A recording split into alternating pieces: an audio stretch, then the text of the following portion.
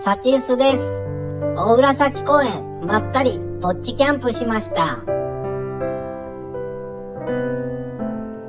今日の寝床です。今日夜は雨です。このテント、頼もしいテントです。風も強いので、しっかりペグしてます。夜、慌てたくないですから。このテント、昼間なのにこの暗さ。天窓少し開けてこの暗さですからね。ランタンが必要な時があります。今回は何もしないでゆっくり過ごします。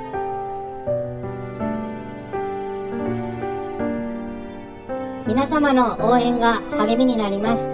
高評価ボタン、チャンネル登録よろしくお願いします。